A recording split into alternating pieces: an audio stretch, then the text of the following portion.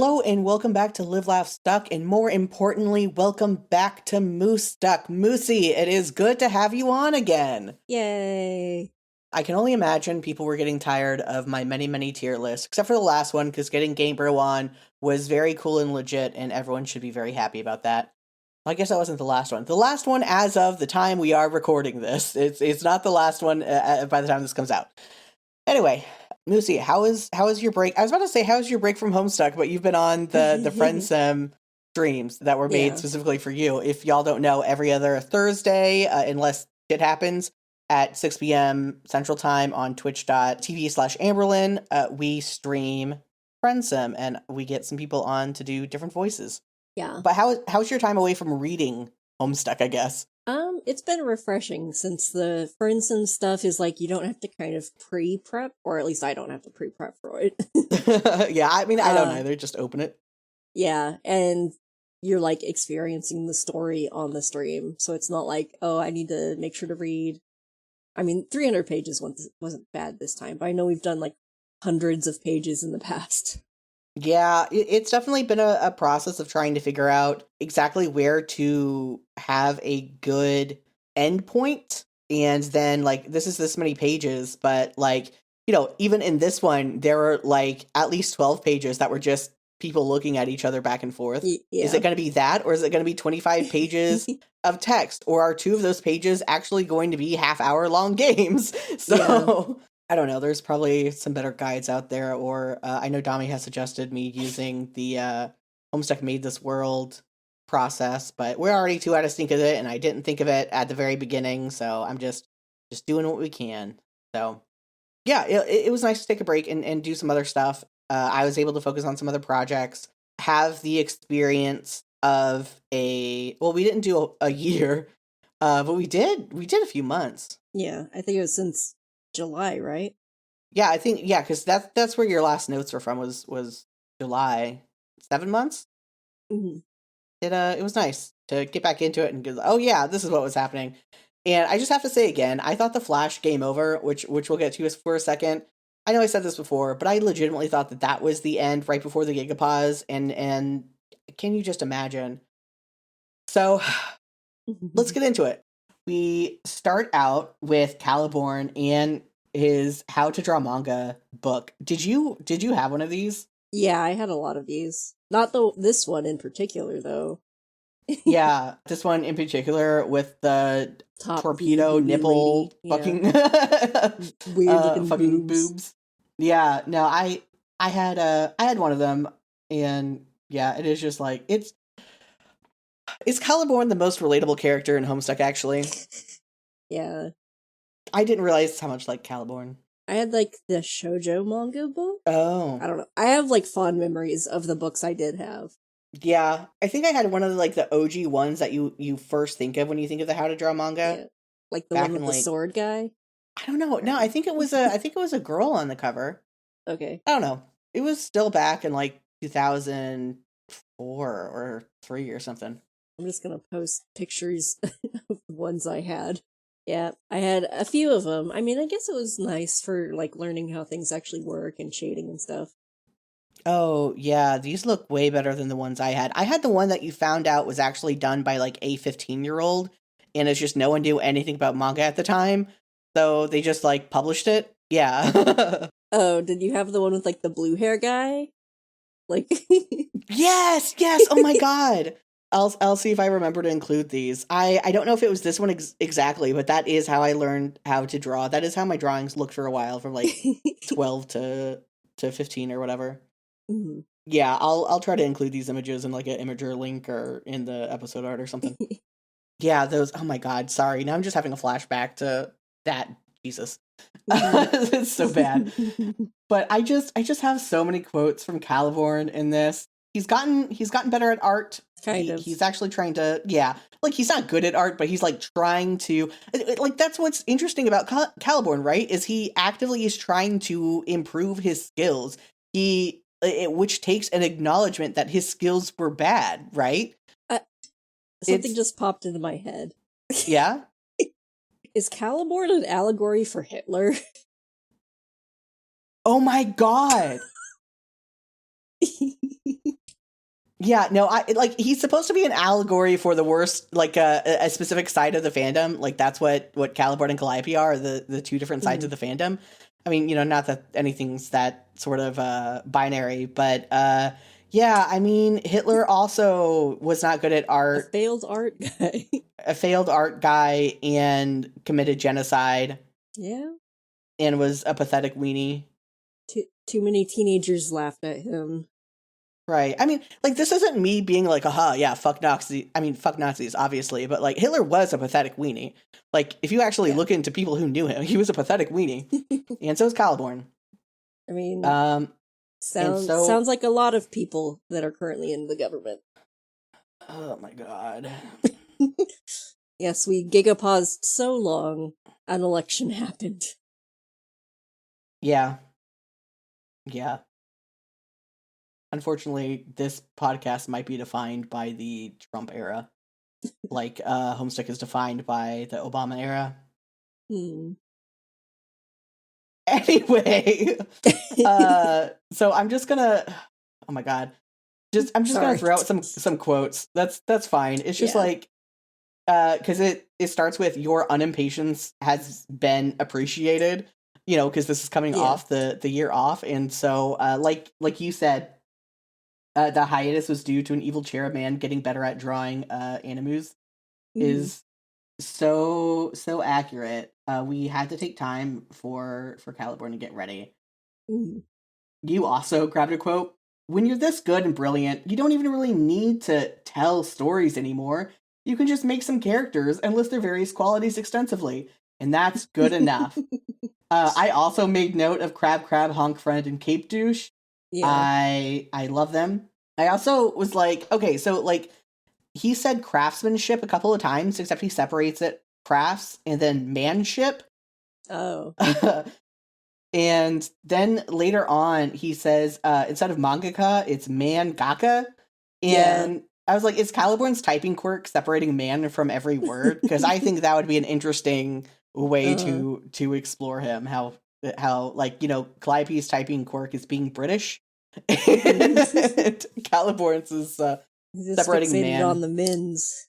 Yeah, I mean, and there's so much I forgot about this fucking comic, like, especially because, like, even in my rereads, which, the first time I read it, I was more paying attention. The next several times that I read for, this podcast was more like I was skimming for specific sections, right? And I missed this whole part about Caliborn getting really into yaoi.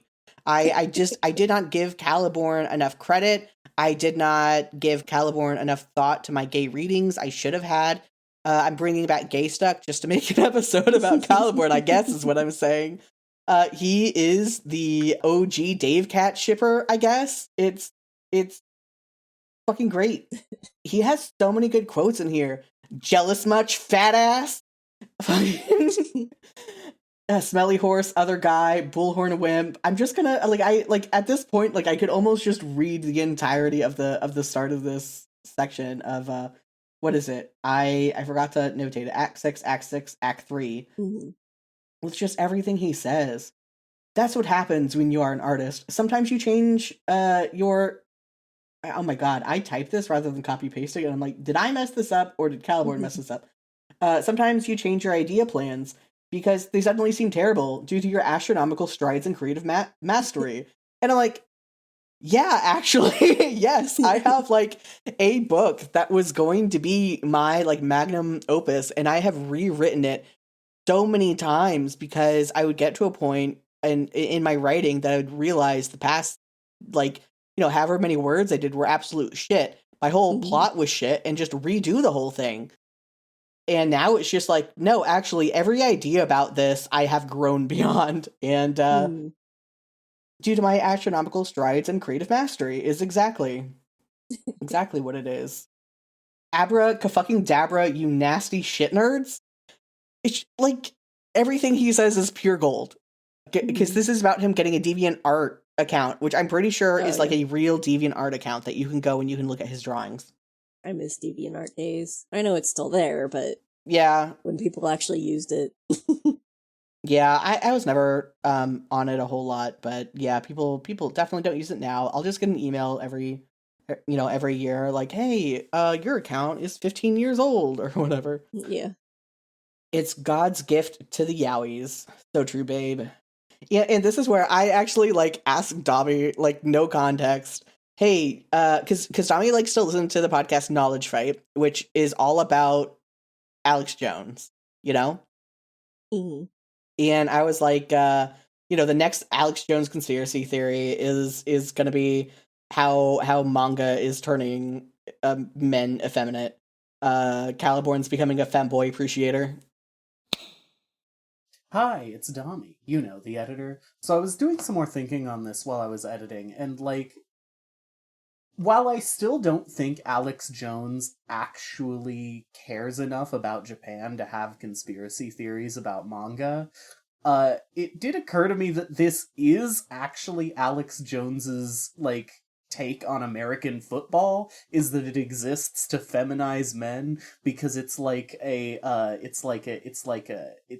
fake war, right? So you watch football and it gets out all your manly energies and you don't have them anymore. Anyway, just thought you needed to know that. I literally remember talking to a college friend about this in 2007. This is the plan. That was the Bishi era. That was peak Bishi. Yeah. Bishi? I don't say things. I guess technically be like Bishonen, but I always just say Bishi. Bishi. Yeah, no, that's so true. We had Kuramara, Yu Yu Hakusho. The days. I was never super into the pretty boys though. I was short angry man. But you said there's a podcast about Alex Jones's podcast? Yeah, about just Alex Jones in general. It's called Knowledge Fight. Like, they are so knowledgeable on Alex Jones. I'm pretty sure that they testified in court against him, like based on their research and stuff.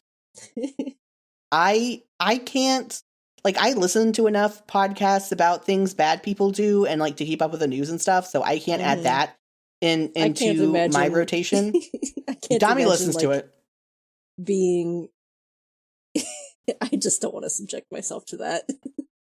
Yeah, no, even the intro is just it's so wild. It just has Alex Jones making screaming demon noises throughout it, and I'm like, it's so much. Like, this isn't a shit on the podcast, because it's like, again, it was doing such important work that they got, they testified in court, right? I could be making that up. Dami can come in here and correct me. Well, alright, if you insist. I'll try to keep this brief. Knowledge Fight is a podcast about InfoWars and about Alex Jones generally, as well as the other people that he surrounds himself with. Notably, a large portion of the show is dedicated to dissecting Alex's narratives and breaking down exactly how he lies to and scams his audience. As of earlier this year, they have over 1,000 episodes on record. As a result of just how prolific they are, the lawyers representing the Sandy Hook families in the defamation lawsuit, the one that lost Alex Jones $1 billion, reached out to Knowledge Fight to bring them on as expert consultants on the case. Without them, it wouldn't have been possible, I think, for the Sandy Hook family's lawyers to have the exact moments in Alex's show where he says the things that he says, and the repeat moments after the fact where just, regardless of how much Alex insisted he never actually said that the Sandy Hook families were crisis actors, he did, multiple times, and even after retracting it, quote-unquote, he continued to insist and insinuate that it might be the case. The Knowledge Fight boys did not actually testify on the stand, but they were present in the courtroom throughout all of the proceedings, and their contributions were invaluable. If you're at all interested but are concerned about the possibility of listening to InfoWars, I highly recommend starting with the Formulaic Objections series, which is a series of episodes on the podcast feed where they listen in on a series of depositions, basically courtroom interviews that Alex Jones was forced to do as a part of his many, many defamation lawsuits. It's a lot more fun to watch him squirm under oath than it is to watch him, doing his thing on InfoWars. Anyway, this has gone on long enough. Back to the show. But, Yeah, like because he's a fucked up guy, and it's important to know what's going on with him because obviously it has had effects. But anyway, the next conspiracy is manga Manga's turning our men into femboys. men and make them all femboys. And then I was joking that like there's this idea of like all yaoi shippers being misogynistic and gay men all being misogynistic, and it's like this is just Caliborn. That's who you're thinking of. You're thinking of Caliborn, the misogynistic yaoi shipper. Mm-hmm. Yeah, and you said that Caliborn made himself a Tumblr sexy man. I said that his winged human Sona, and then later I realized that he kind of looks like the One Slur. Yeah, I don't remember. I've like watched YouTube videos about Tumblr sexy men, and like I think he has his cane and stuff. That's one thing that reminded me of it. I mean, he's got the wings and everything too. Yeah. And I think the fact that he kind of looks like the One Slur just really solidifies it. I'm gonna have to look up One Slur. Okay. Oh my god, that was a whole era of Tumblr of just like the guy in green here. Yeah. Yeah, that was one of the peak Tumblr sexy men. I missed that. I wasn't like I was on Tumblr at that point in time. It just like passed by me.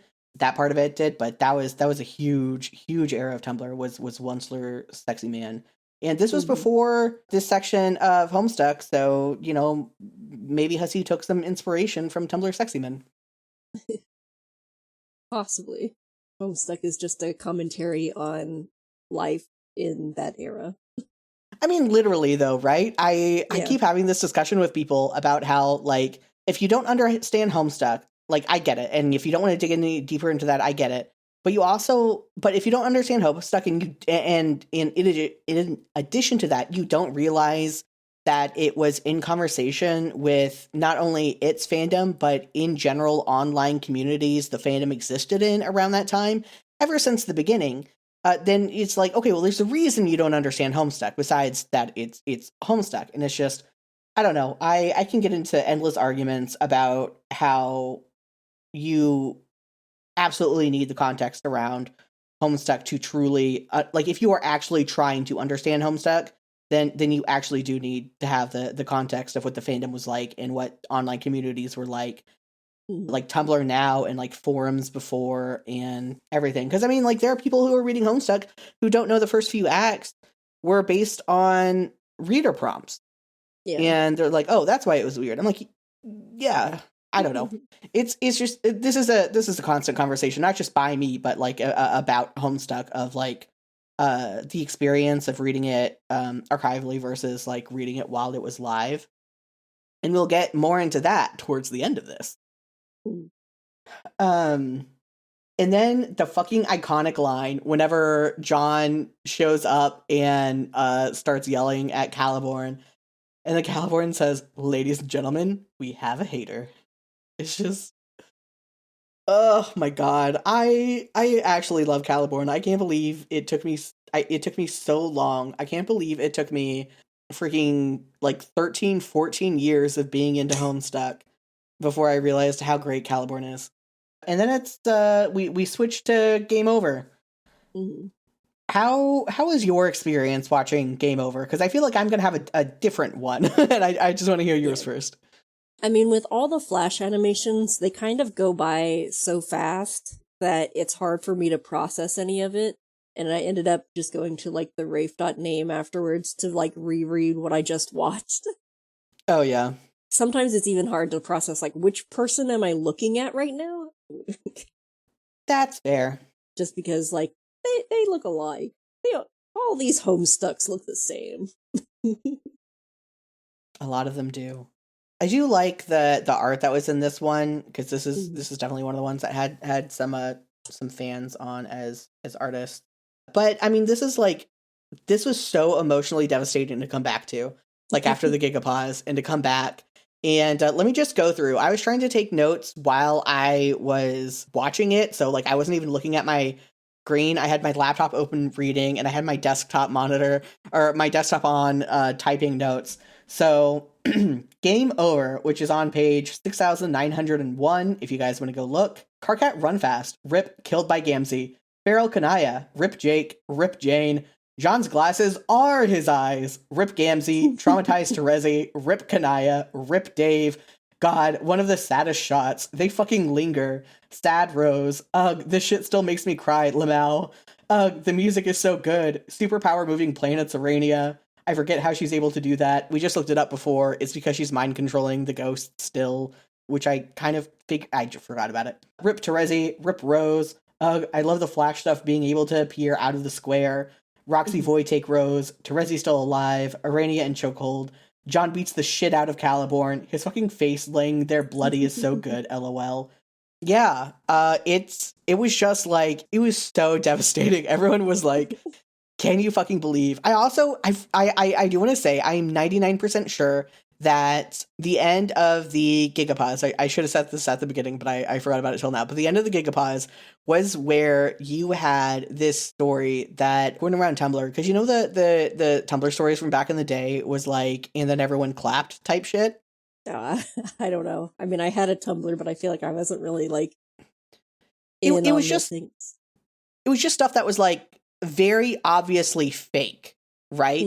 I think the one of the more well-known ones is the trans bus, or God, now I can't even remember the full thing, where it's like the trans bus pulled up and everyone got off and beat the shit out of the cis dude, and you say like cis people aren't being oppressed or whatever, and it's just obviously fake stuff that usually ends with, or a lot of them ended with like, and then everyone on the bus clapped, or and then my teacher clapped or whatever, right? Just obviously fake stuff that was really common around like 2012-ish. And for Homestuck, everyone was waiting for the Gigapause to end, and no one knew when it would happen.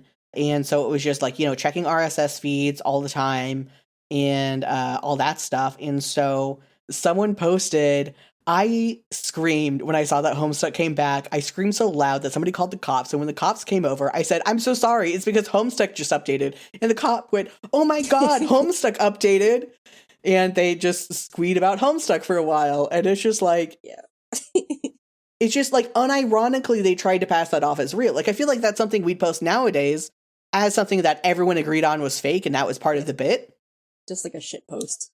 Right. But this was something someone was like, unironically trying to pass off, was the Homestuck cop. Of all demographics to secretly be into Homestuck, I don't think it would be cops. Right, yeah. Like, go to your coffee shop and tell the clerk that Homestuck's back. For real. We got our Homestuck cop, we got our Sharpie bath, we got our foot fetish cis lonk guy.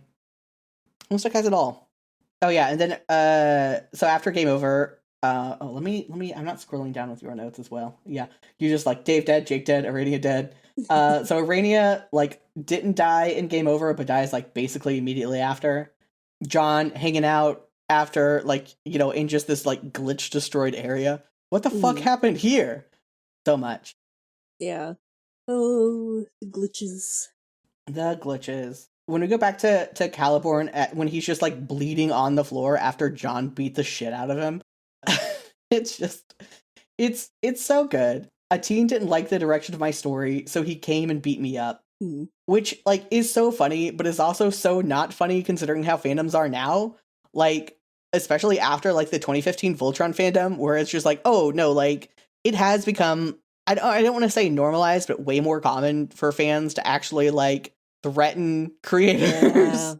Like, not to say it never happened before, but it's definitely, like, I just feel like if this line came out now, people would be like, hey, maybe that's a bit, it feels like there would be something that it was accidentally in reaction to, like just something coincidentally happened to happen at the same time.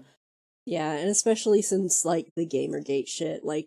Oh my God. I know, because I follow game developer news more, but there's definitely been that, like, from game developer, or to game developers. Yeah, and I'm sure the current political climate has only made it worse. Yay! And you grab some quotes. Day in and day out, I bring home the fucking bacon. I accomplish enough premium content to choke your gluttonous candy holes, which serve to barely muffle your noisy cravings for more and for more. And I do this for what? You were like, hussy angst? Caliborn Kickstarter, Calcoins. Hussey does seem the type who would get into crypto and NFTs. And I do have to say, very early on in the commentary, Hussey did mention that he had at one point considered doing the Calcoin or some other cryptocurrency, some Homestuck themed cryptocurrency. They seem like a crypto person, kind of. I mean, maybe not at this point in time. Yeah, they got better, but like early Homestuck Hussey definitely legitimately, like, self-admittedly wise, right? Mm. Yeah. And then that quote I also brought up just because I feel like these days people talk so much about everything as content.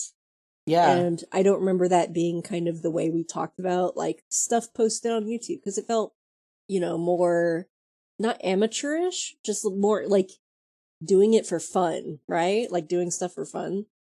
Yeah. And then now it's like you got a content funnel. You're just a content treadmill, just continually eating content over and over. Right. I was listening to a podcast recently that was talking about the concept of a sellout and how, like, that was such a huge thing back then. And now, like, they were talking to, it's not like they did a study or anything. They were just anecdotally referencing how they talked to some teens they knew about the concept of a sellout. And it's like, that's just how you have to live life on the internet. Like, if you want to make any sort of living, that is just a normal thing you do. It is not a negative thing. Sellout doesn't, like, like, there is no, I don't want to say there's no concept of a sellout, but yeah, it's normalized for all of your favorite YouTubers to have a sponsorship from HelloFresh. Yeah, HelloFresh or NordVPN or Raid Shadow Legends or whatever. Yeah. Man, they had Xena in Raid Shadow Legends, and I downloaded it just to get Xena, but I was too late in the period to get Xena, so then I was like, I'm just deleting this. Oh, that sucks. I hate time-limited stuff like that when it's, like, real cool shit.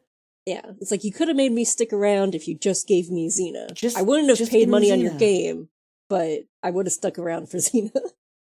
Yeah, like, downloads and how long something's installed is some sort of a statistic, I'm sure. Yeah. I mean, I know downloads are for sure. I just don't know about length of installation, because they have, like, how often games are played and, like, simultaneous plays for Steam games, but mobile games are a different beast. Length of time. They can, especially in the app, they can track all sorts of stuff. Where is your finger going? Because a lot of people move their finger while reading or looking at stuff. Like, what path do you take to get to the game? Oh, if I put the button here and make it orange, you're more likely to press the store button. Oh, and now I was about to say, I thought you were going a different direction. I'm like, oh, are we bringing up yellow railings discourse? Oh, is that like video game climbables or something? Yeah, marking things out as yellow to help people know what to interact with. No, I've just been thinking about, like, the way we track the way people use websites and apps and how we, like, change button colors to make sure you give us more money, basically. Yeah, marketing. Mm-hmm. So this is a section that I've been trying not to listen to Homestuck Made This World at the same time as I'm, for the same sections I'm reading, because I don't want to just sit here and quote them all day, but I would like to get some context and how the fan discussions were around this time for, what you asked, Hussey angst, for Caliborn raging about, like, people not appreciating what he's created and how people just want more and more and more out of him. And my quote from that was, "I bleed the blood of a craftsman." Sorry, I had to stop there because, again, it's crafts, as in possessive. Man, I sweat the stuff of a gentle soul, and I weep the tears of a poet. Like, so true. But yeah, it is just like, what was the fandom conversation around what could very easily be seen as Hussey speaking through Caliborn, or, like, in an exaggerated way, obviously, but it's so on the nose that it loops around to be like, is Hussey just talking about what people think they're thinking? I don't know. Yeah, is this the fans' portrayal of, or is this Hussey's portrayal of what the fans think that Hussey thinks? Yeah, just you can get, like, continuously circular with it, like most things in Homestuck. And we're back to John wandering around the massive glitchy destruction where you get long page. And Lots of there's lots of scrolling left and right, up and down. And then my boy's back. My boy Dirk's back. Dirk's finally here. Dirk made it, guys. He's here. He's here now. And John's like, hey, what's up? And he's like, fuck off. And John's like, what happened? He's like, I failed. And then John just pieces out while Dirk is absorbed into glitch hell. Is Dirk dead? So, it's like, people have, like, people talk about that being him being absorbed by the glitches as, like, him dying. John, because Roxy asks later, and John's like, I don't know. He just, like, I left him because he wanted to be left alone, and he, the glitches took over. So he might have glitched out of existence. It's unclear. It's just like there are some other characters where it's unclear. I don't feel like going back to the wiki page that listed everyone's state of alive or dead for game over. But yeah, it is just kind of, from the fan discussions I've seen, it's just like, yeah, he is in non-existence now in whatever form that takes. From glitches. He has been deallocated. Yeah. His memory has been overwritten. Yeah. By a stray pointer. But we meet up with Roxy, who is carrying Rose, who is not quite dead, for a few seconds. And I just noticed this. So Rose's first words to Roxy starts out as what? But in the first page, it's just a W, which is the letter, the magnet she took in her introduction, like, scenes where she's being passive aggressive with her mom back in Act 1. And she, like, leaves, like, a nickel or a quarter or whatever for taking a W and uses it as a mustache. And it's just like, oh my God. And that is the first sound. I don't know. Saying the first letter she says to Roxy is weird, but you know what I mean. It's a deep cut. Yeah, I definitely hadn't noticed that before, but it's got to be intentional, right? Like, there's no other reason to have just the W on a page before going to the next panel. Yeah, and then John takes on Dirk's guilt about, Dirk said everything was his fault, but he's wrong. Everything's my fault. And we just get kind of a doomer. We get doomer brain. Everyone's very sad, and John can't process everyone being dead because, like, he saw Rose died before, and now she's dead again, and so many other people are dead, and he wasn't even around to see them die. And sucks shit. Like, his dad died, and he didn't have time to process that before he had to do a bunch of shit. And Roxy's just like, I don't know, man. This is a doomed timeline, so I guess that's it. That's it. We'll just accept this. Yeah. I copied the, like, accept that we lost, admit that the people we wanted to be with, the life we always wanted, it was never going to happen. And that kind of made me tear up. But in particular because over the pause, I lost my mom. Yeah. Which, relatable. Just, like, not to get too off tangent, but also, like, okay, so, like, I collected a bunch of photos that I could find of my mom, and also just seeing her at the same age I am now, like, in her 30s, like, man, my mom was in her 30s once, like, or even younger, like, damn, I used to be 20, she used to be 20. So, it's just kind of weird seeing your parent as a child. Yeah. It is interesting dynamic, and while technically a uniquely Homestuck one to take to this extreme obviously reflects some real life stuff. So yeah, we go to Jade and Calliope time. They're hanging out. This part I got confused because they were talking about seeing Calliope in the past, but I think that wasn't something we actually saw. I think this is being added in after, right? Correct. So because you don't take a whole lot of notes after this, and so I'll kind of go through this a little bit more. Yeah.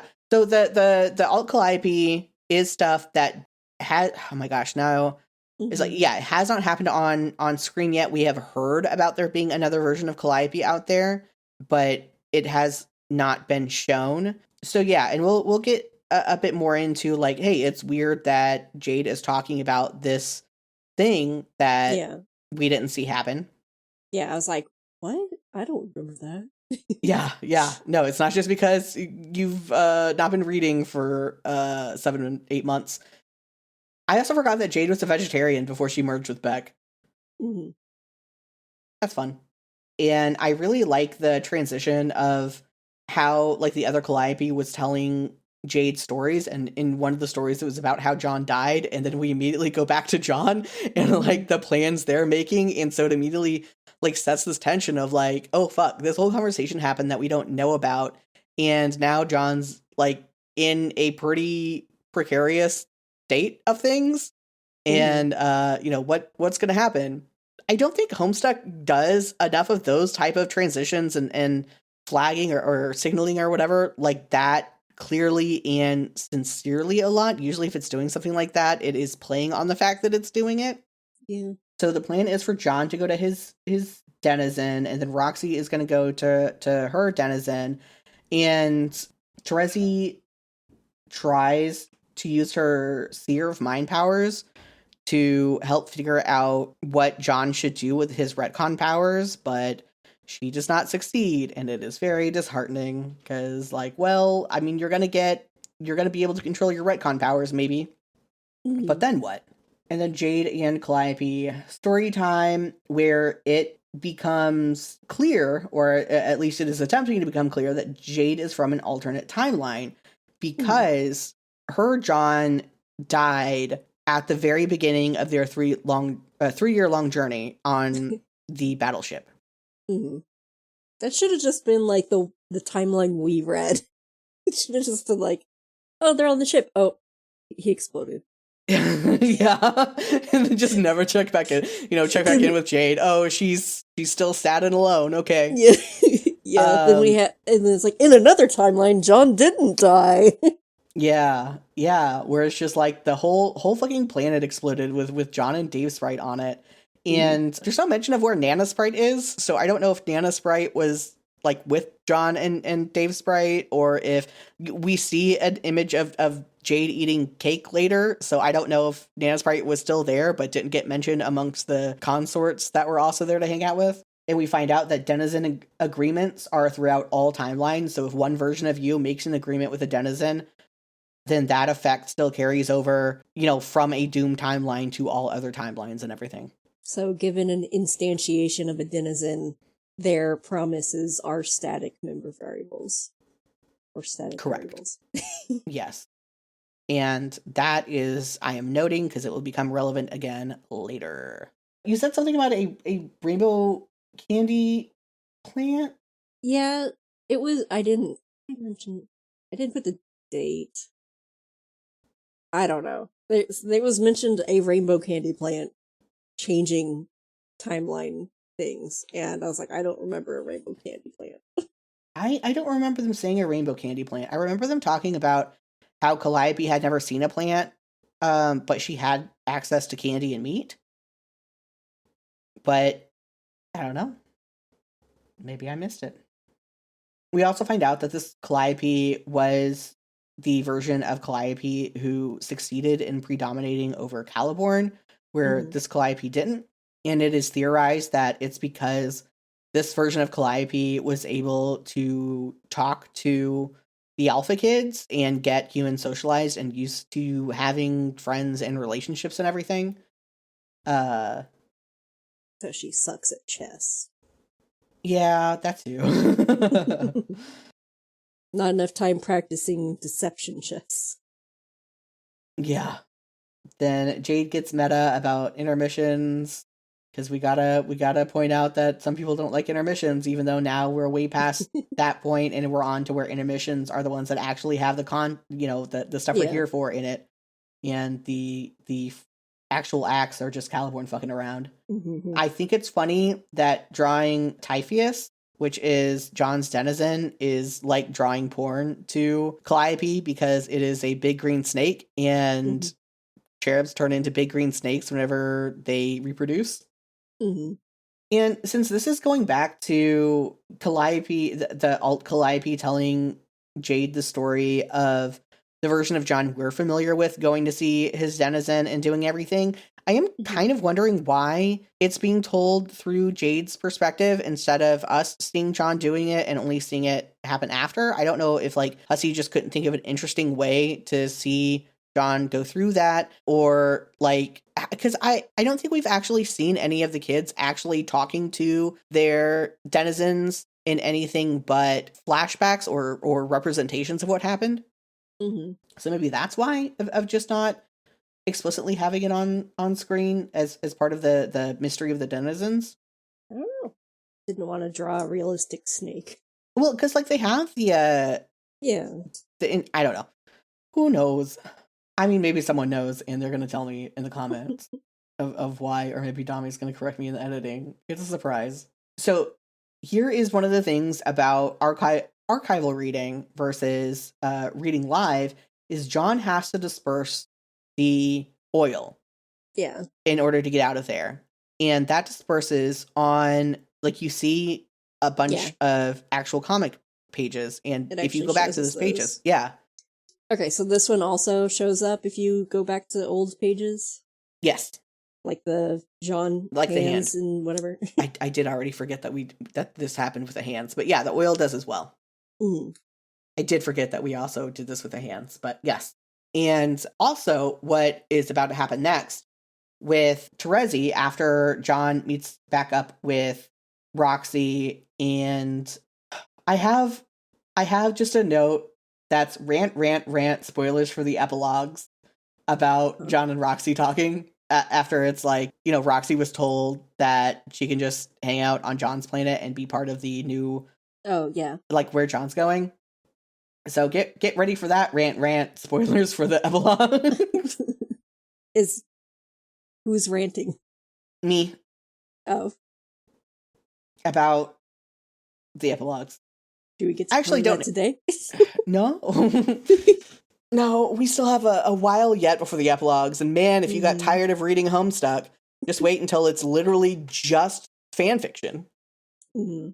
No images. I'll draw squiggly characters in the margins. Yeah.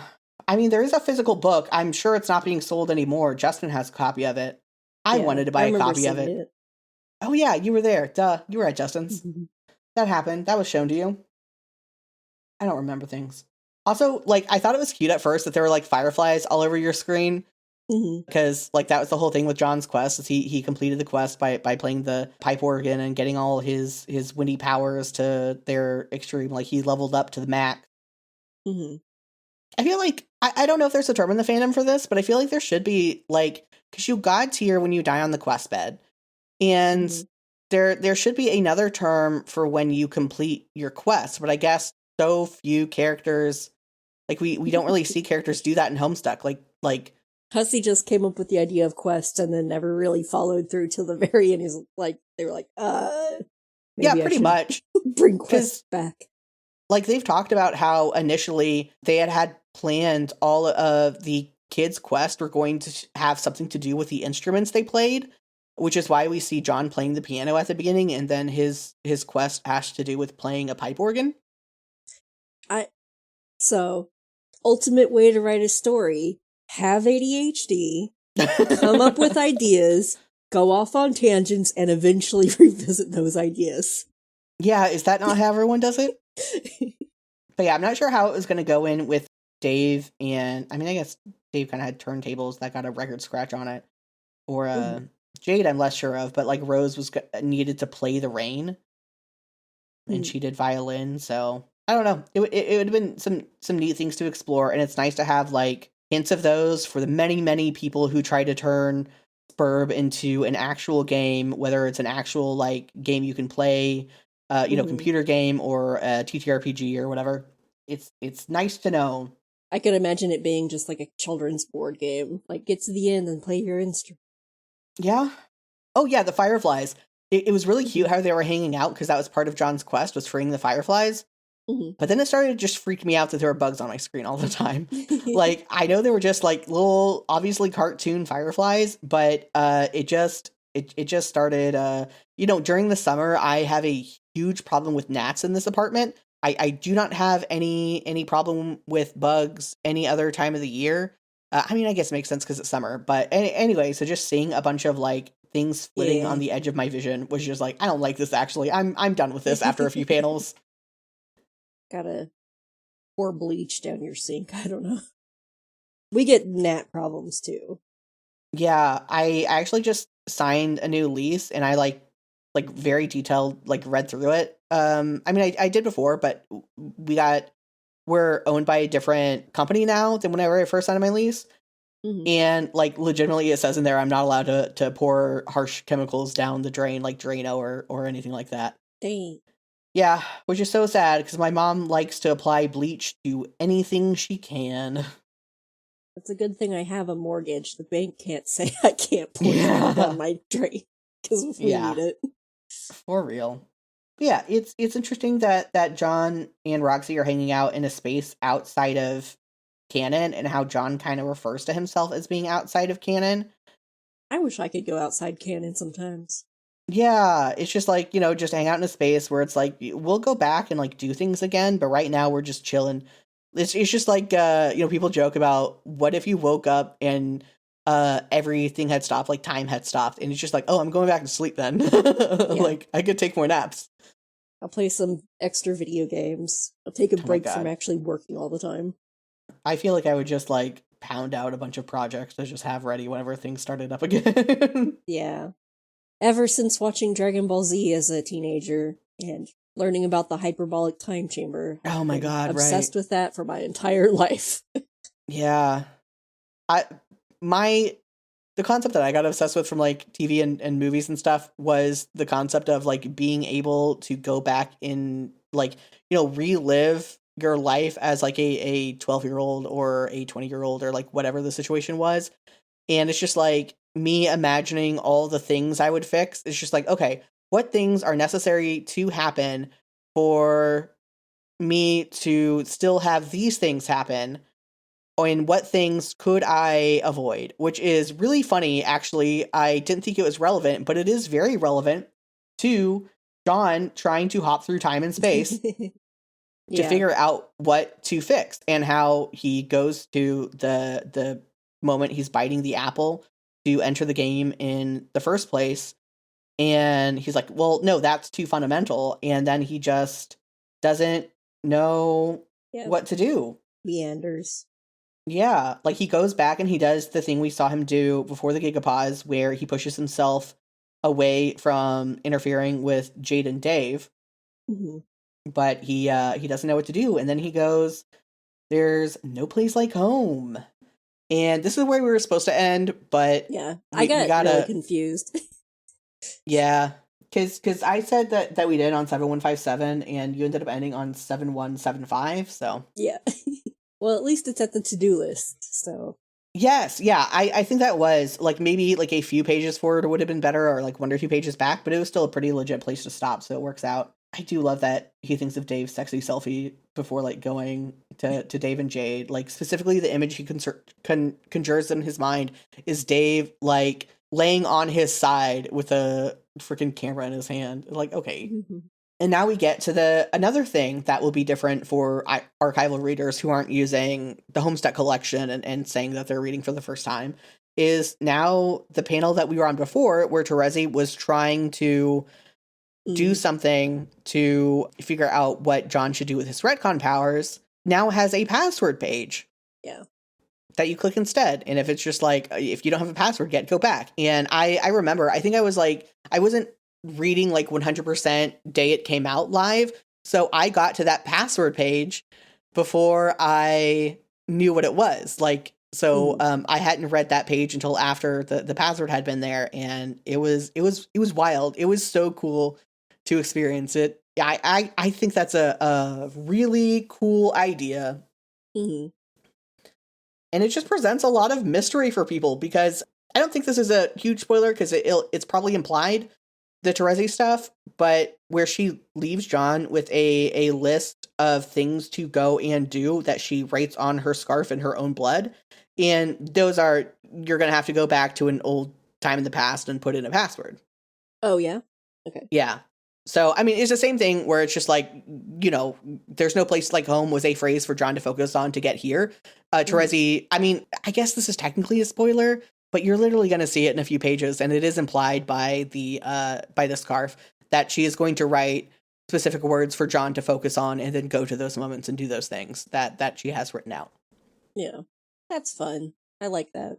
Yeah, it's a really cool idea. I really enjoy it. And I think a lot of this, the way that Hussey fucked with the rest of the comic towards the end, like, the hands, the oil, and now the passwords, I think it's really interesting. Just inherently changing the art. It's kind of like how there are some board games when you play that they're like, okay, we'll rip up this card now. And like, it's different because that's like a physical card where like Homestuck, like you can still access obviously we can still access an archive version because someone made it, but like there are still like ways to access past digital stuff for the most part. But yeah, but before that, we do get a little interlude with Mina and Vriska where they're at an amusement park, and I don't know, there's not a whole lot interesting to say about this, except they're just hanging out, and they're like, or Vriska's like, man, yeah, nothing sure matters now, huh? What do you want to do at this place? You wanna hang out here, Mina? And now Vriska's getting a tattoo. Which, I mean, mood. I want to go out and get a tattoo. Let's go. Maybe not a pirate one, but yeah, I will eventually, but I can't from it. Yeah, I also want to go to an amusement park. I want to go to a theme park. Let me ride some roller coasters. It's been so long. Yeah, I mean, for one, not since COVID, but also before that, it's like, man, as a 20 to 30 something, like in your late 20s, it's just like, you don't go have fun anymore. Yeah, you the last time I went to an amusement park was my friend had bought summer passes for us, and I was gonna, I forget, like I think I was gonna cover the food or something. This was like so long ago, but that summer I had plantar fasciitis that got so bad to the point I needed to have foot surgery. And you know what's really hard? Walking around a whole theme park, whatever, your foot is so bad you need surgery on it. Yeah. Or like scooting around on that little foot scooter. Oh my god. Yeah, absolutely not. Like there's like, where would you even put it for some of the roller coasters, like going up steps and stuff, or I don't know. It's, amusement parks are not accessible spaces. But yeah, so we went once, and it was a miserable time, and I don't know how, it probably was also miserable for him, but it was miserable for me because I had to like freaking walk everywhere and feel terrible, and it was hot, and you have that boot, and that gets sweaty on a good day. I like roller coasters though. I don't. Fair enough. So, how do you feel? How do you feel about this section about a lot of people dying, about passwords? And well, I do feel recharged to read again. I know I was kind of like losing steam beforehand with like especially chunks that were just like big dialogue things. Yeah. And taking a break has made it easier to read again. That's good. I have focus again. I am going to try to take more breaks on this because not with this podcast specifically, but as if you guys are listening to this soon after I am releasing it, then you may know I took January off from my podcasts because I had reached a point of burnout. I just need to start taking breaks more. So, and that goes for, this too, of checking into you and taking more breaks and having more stuff to go on in between. Yeah. But I'm glad you got rejuvenated and this was not a chore to go through. There weren't too many long lines of dialogue in this one, right? Yeah, and there's a lot of images and stuff, but we only read like 300-ish pages. Yeah. There were some nights where I like stayed up for hours just like reading tons of dialogue. Yeah. And I think the next section we have is also going to be pretty small, just to ease us back into things. And also there was just a lot to talk about, obviously. Yeah. I really love Game Over. Game Over was such, like, did not expect so many characters to die, right? Like, obviously, like, by this point in Homestuck, we have seen a lot of characters die, so that shouldn't be, like, so surprising. But the kids have been pretty safe from everything, right? And it'd be different if like one or two people died, because Jade was already dead before and they were just going to try to revive her. But like everyone, Yeah. basically everyone was dead. Like Rose died. Like just so many people died. It just what a comeback from not having Homestuck for a year, and everyone's dead. I mean, sounds like something Hussey would do. Well, yeah. Extremely true and accurate. Like I said, I cried when I watched it the first time, probably. I definitely cried this time watching it. I'm just a big crier. I cry at things.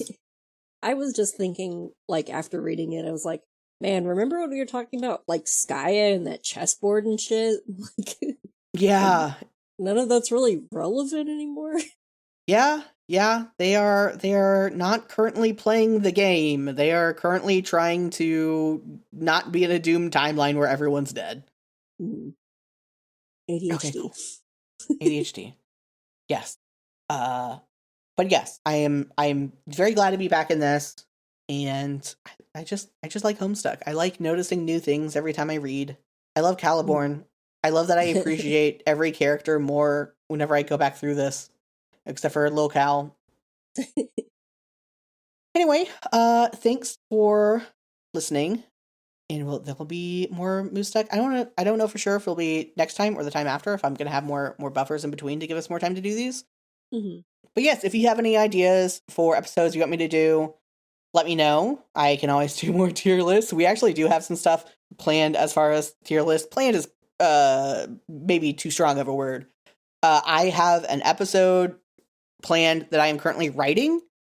Yes, we're coming back with a scripted episode. It's currently a solo scripted, but I might do the Robert Evans thing of scripting episode and then having someone come on while I read through it. I know who that is now. I've been listening to Behind the Bastards since I love Behind the hiatus. Bastards. Yeah, I love Behind the Bastards so much. I love when Robert Evans just decides to remind us he's bi by talking about how hot Lee Pace is and how he's the pinnacle of manhood. I don't even know who that is. Lee Pace? Pushing Up Daisies? I don't know what that is. This is a TV show. God, he's in other stuff. He's an elf in Lord of the Rings. He's Legolas's dad. Or I guess that's in The Hobbit. I looked them up. Not really okay. hype. That's fair. Oh, yes. So the scripted episode, but I cannot guarantee when that's coming out. I'm like trying to do like real actual research on this. I've been like posting blips of stuff in I don't know if I posted it in my project server yet, but in some places. It's just I have almost 4,000 words that were cut from my script, and I have a bit over 1,000 words currently like written for the script. So we'll see when that comes out. But I am excited about that, so look forward to the mystery project sometime in the future, maybe 7 years from now. I don't think it'll take that long. Anyway, thank you for listening. Please rate in the places that you can rate. So I'm on YouTube. You can like and comment. I'm on Spotify. You can rate and comment. You can rate on Pocket Casts now. And then, of course, Apple. You can always rate on Apple and leave reviews and stuff. To do all that, it helps us get seen and noticed and share the episodes around and, do all the stuff. And if you do have some spare cash, whether you want to give it monthly or a one-time, I have my Ko-fi linked. It helps me pay for hosting costs, and I just forgot what else I pay for. The hosting costs, the big thing, which I currently get covered with my current members, but I don't know, like website hosting is another thing. Stuff. Yeah, subscriptions to everything, and then obviously paying Dami, which you can also cut out the middleman and go pay Dami yourself for her editing and her theme song. She made my theme song. She does a bunch of cool shit, and those links are all down there, and you can either subscribe or just tip a one time, and that's appreciated, or whatever. Talk about it. Come join the Discord server and talk to me about it and hang out. We're chill. Yeah, we'll see you in. Oh wait, Lucy, you say where you're at. I forgot. I don't know. Rachel.likespizza.com just got a facelift. And then there's moosedy.itch.io. Yeah, especially if you like, what is it, Pico 8? No, I have the Playdate. The Playdate. I get those mixed up. I do like I haven't messed with them, but I do like those. Yeah, go check all that stuff out, and we will see you in 2 weeks. Bye! Bye. Thank you to Dami for composing the theme song and editing the episode. You can find more of her work at soundcloud.com/dominothief.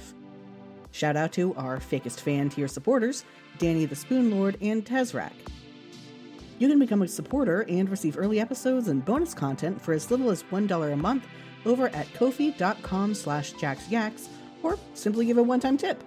For information on and links to my other projects, head over to jaxyaks.com. Thanks again for listening.